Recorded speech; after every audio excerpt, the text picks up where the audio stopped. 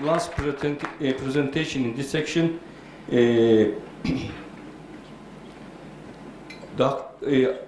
Associate Professor Aldin DUGONJIC. He is going to give us the presentation about enhancing Halal accreditation towards to unified European and global approach. Okay, your turn, Dr. Aldin. Evet, teşekkürler Professor Erdoğan. Don't worry, I will not speak on Turkish. No, Joe, you have to go ahead and speak in Turkish. I don't know so good Turkish. So again, there's the presentation on desktop. I just need to go outside of this. No, I don't see the mouse. Did you see?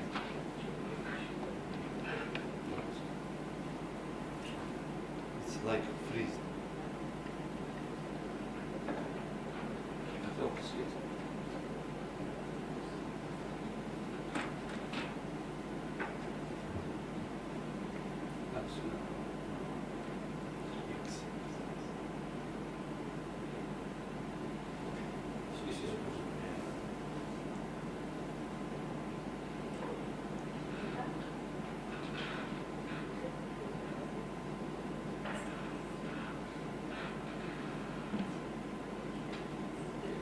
Okay, thank you very much.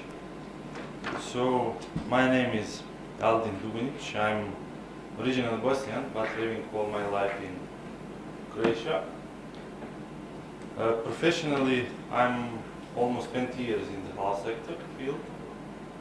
So I attended many conferences around the world speaking about halal. Coming from the country where the Muslims are minority, there's only 1.5% of total population, it's about 60,000. But Islamic community in Croatia and halal is very well organized and very well doing the job. I was running halal certification in Croatia more than 15 years. Then I was working for one company in Saudi Arabia. Now I'm again back in the halal sector field. Now I'm going to work as a Chief Development Officer for International Halal Center Group with headquarters in Germany. This topic that I'm going to present and the paper that I write is actually the continuous of my research in the field of halal issues, especially in the non-OIC countries, especially in the European Union. These days we heard a lot of good things, and that's why I congratulate IHAC to start the Congress about the international halal accreditation, which becomes very, very important things on the market. As you know, it's happening all because the halal market is booming, especially from the side of the consumer awareness. Because we heard a lot of stories about the OIC and what is the OIC doing. But the OIC countries are forgetting that there is a lot of Muslims living outside non-OIC. Even you know that the biggest halal food producers are coming from the non-OIC countries. And the halal certification started many years ago in non-OIC countries. So there's a lot of experience actually in that field and the issues and challenges that are we feeling every day on the market. So the first picture that I'm showing here, this was we showing on the conferences before 15 years ago. We were saying we have too much halal logos on the market. And we need to do something. We need some standards. We need some harmonization. For your information, Bosnia and Herzegovina and Croatia was one of the first countries that officially registered halal standard in a standardization institute.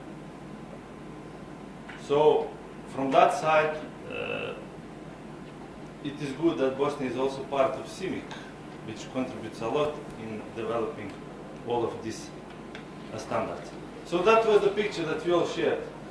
We need to unite, we need to harmonize, we need to do something because consumers don't know what to trust, what logo they should look, and etc. So we developed the standards. We have great standards actually today, but Where is the gap and the problem? It is in the implementation. Like everything in life. You know, today we have, when we are speaking about the religion, you have the rules and the requirements, and you have the people practicing or not practicing. So that's the life. So just for information, I remember when the first thing started, like IHAC in Turkey, it was in Istanbul, and Turkey Turkish Accreditation Agency proposed to have International Halal Accreditation Forum. It was, I think, back in 2013, but unfortunately it stopped in that. After that, United Arab Emirates started IHAC also, then it stopped. So I believe that IHAC that we have is a solution for the future.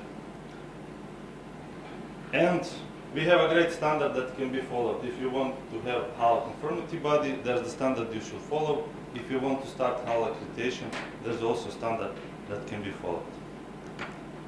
But what happened after we have a good standards? Many of the countries take it as a national standard, make the law, like Turkey have it. We saw it from the colleague's presentation. It is obligatory to have the accreditation if you want to export the products to Turkey which have the halal law. That's good, because halal accreditation is cleaning the mess in halal. But still, there's a pretty mess, especially when we are speaking about the Europe. I'll come back again. So, what we have accreditation, we have recognition, we have the notification, and the question is, what is next? Which country is next will say, okay, we need to recognize you. Actually, like colleague from Halal Conformity Assessment, Halal certification bodies, especially non-OIC, are the victim of today accreditation. Because highly costs, and you are checking almost the same things. You know what my clients asked me before, 3-4 years ago? We come with one accreditation assessment, then after 10 days we are coming the second. They ask me, Aldin, how many halal do you have? How to explain that to the non-Muslim? If I'm speaking, Quran is one, Sunnah is one, Azan is one. Standard is the same.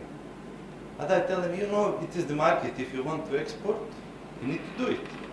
And they do it, of course, because they don't want to lose the marketings. What was just recently happened, everybody knows who is coming from sector, this Global. So these two institutions come in one, IHAC and IHLAB, with one objective: a unified global accreditation system, accredited once, accepted everywhere, less duplication and easier international trade.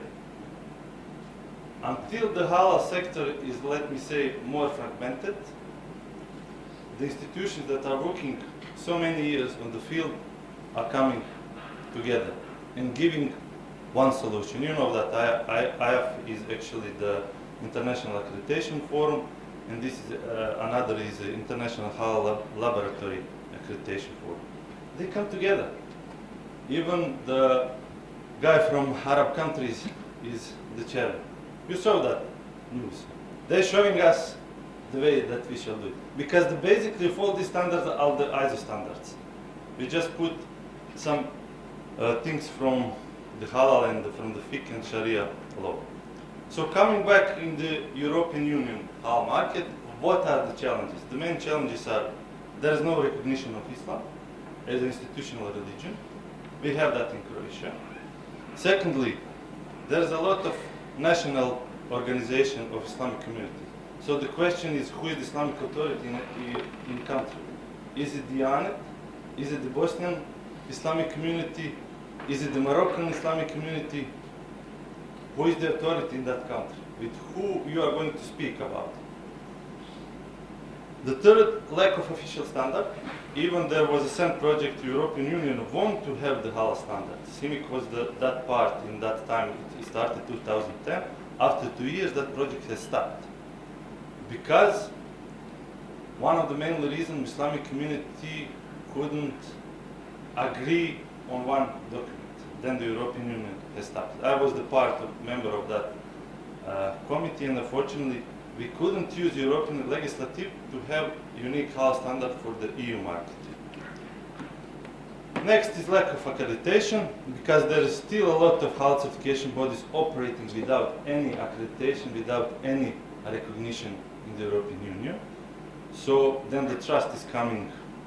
You are asking yourself, can we trust really that halal certification body?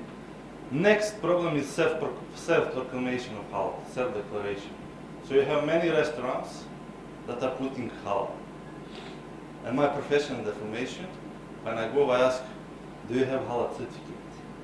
Then they ask me, what do you ask me? I'm a Muslim. Of course it's halal.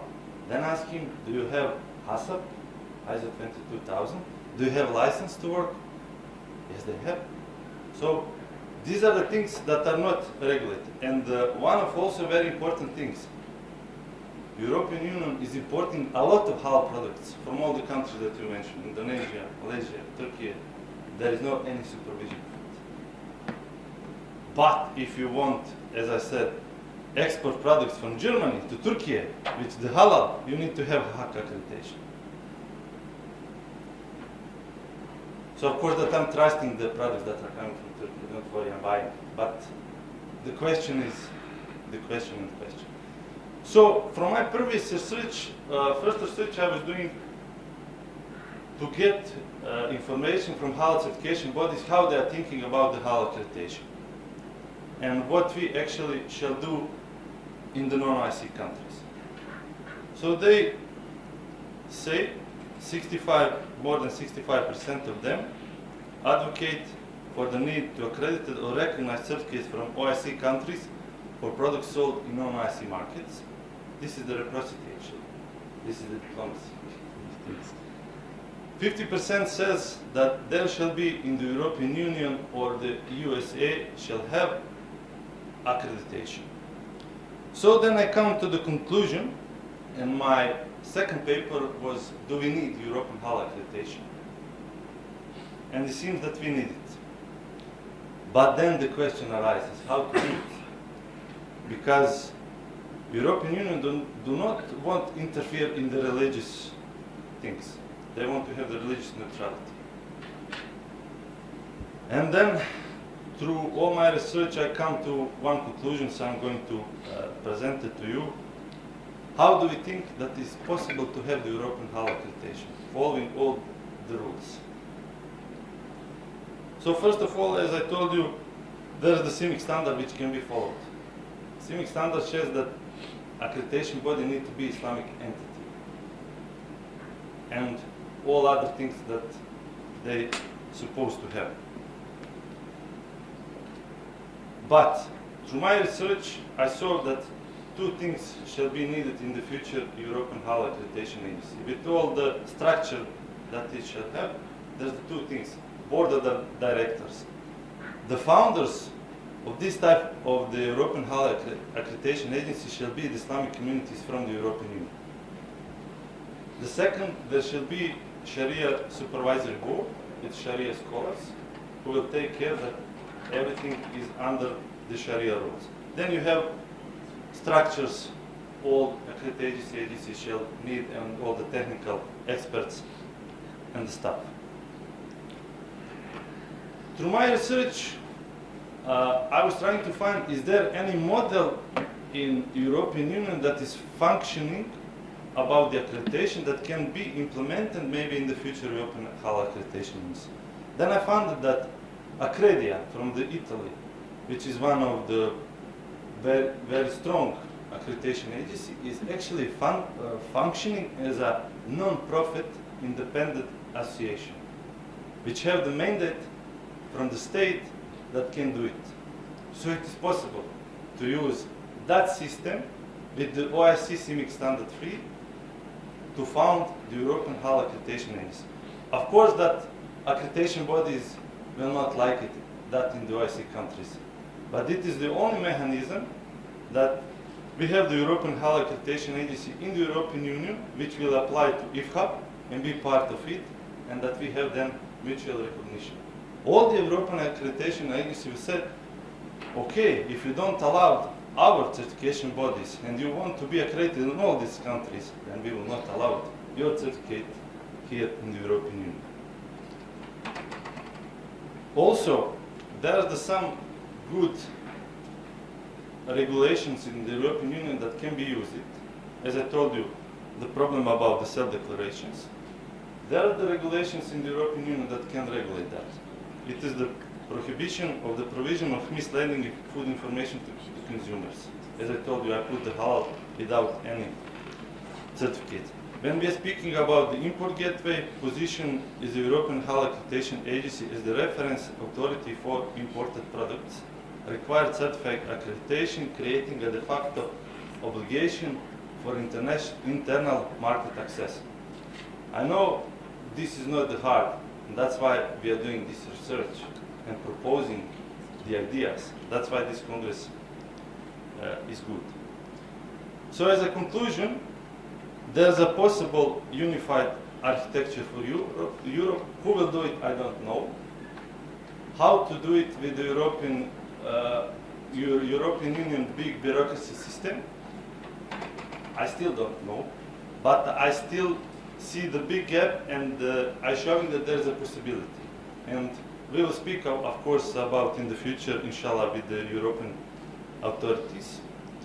So the necessity, based on the extensive research, it is imperative to establish European Halal Accreditation Agency headquartered with the European Union, even maybe in Bosnia and Herzegovina because of the heritage that they have it. And there's the unique Islamic authority in Bosnia and Herzegovina, even also in Croatia, which is already the member of the European Union. So the structural model that we provide, it is entirely possible to establish this agency in full compliance with both OIC CMIC 3 standards and overreaching the EU legislation. The impact, this unified infrastructure will successfully reduce the growing fragmentation and challenges in the halal market, protecting consumers and facilitating global trade. So that's it, ladies and gentlemen. I hope that you enjoyed. Thank you. Thank you so much. Yes, actually, very good information about what we can do in Europe and how we can do it, because you are working for a long time in this area. Inshallah, in the future, you will have a lot of give some help to do something is right and perfect in over there. Maybe the last year you said that maybe it's better to start with there is already in something in Bosnia. Go from that, maybe. Let's see, inshallah. Thank you so much. Is there any question? We can get one question. So, thank you, Mr. DUGONJIC, for the good presentation. So, I'm based in Brussels. So, last couple of months, we also communicating with DG Trade from European Commission that halal domain. So the European Commission level, they are thinking halal is something religious. Yes, it's really religion-based, but as Muslims, we also have to convince them from their perspective, because this is industry, this is business. When it comes, we are telling in sake of Allah, for good of Ummah, but this is making money for certifier, for producers, for everyone. So we have to convince them this is a kind of certification based on personal religious belief. This is consumer behavior, consumer choice. So they are very sensitive. When it comes halal, oh, this is religious, we don't want to intervene. No, this is the consumer choice based on religious beliefs, like organic, like vegan, like socially, whatever thing. Certification. So halal certification is technical issue based on consumer choice, based on religious beliefs. So this Accreditation and some other accreditation agencies, in the past they were part of UAE-based International Halal Accreditation Forum.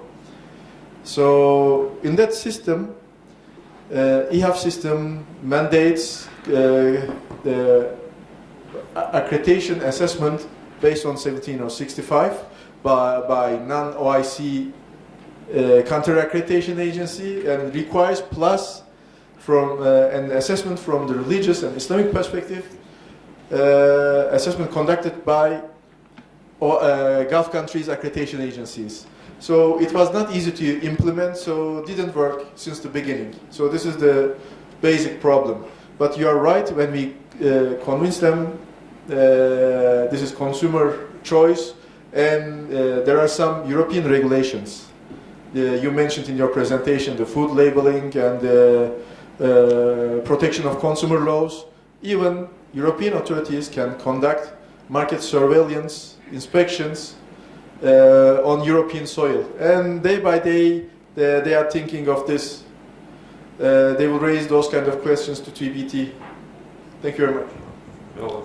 Thank you. This is not easy because you are working with the people, and also especially one thing is sometimes is, I mean we don't want to say this. This is the belief. This is the depend on what you trust and believe and take it. When you talk about, especially most of the places, they talking about how much money I can get from there. This is something is make it mess up. Okay, we should concentrate. Okay, this is the belief. This is our part of our religion. We have to do it, and especially as you say, consumers have to be asked for that. When you don't ask, they don't say it. Especially in Europe, you say, you explain. When you go somewhere, you are asking, okay, the food is halal. Say it's halal. Why? How is halal? Because I come from the Muslim country. I know what's going on. No, how is the certification? Who gave it to you? How you put it over there? Say you can print it and put in the somewhere over there. They can say, okay, this is the certificate. I mean the logo is okay, but how is the behind it? But inshallah, we will do it. We got a lot of steps. We are going up, inshallah, every day, because almost like 20 years we are involving these things. We discussed a lot of in different places, but now I am sure we get a lot of information, a lot of the backup, then we will do it, inshallah. Thank you so much. We are finished for this section. We will give the certificate for the presentation. Okay.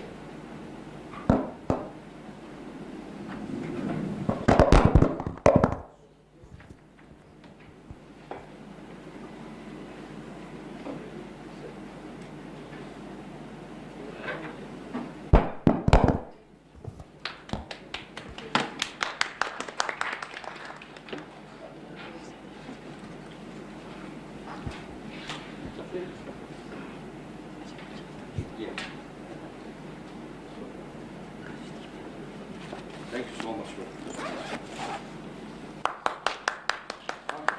Okay.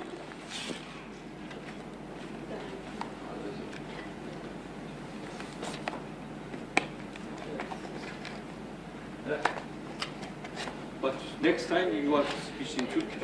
Ah, right. Inshallah.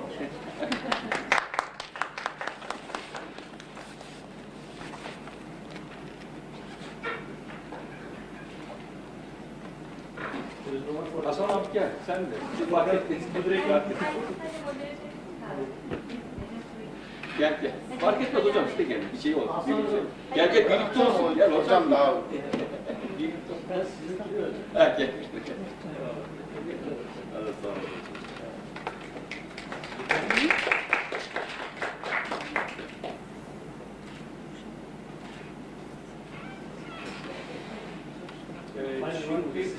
Yeah, okay. All of the yes. Oh, okay, good.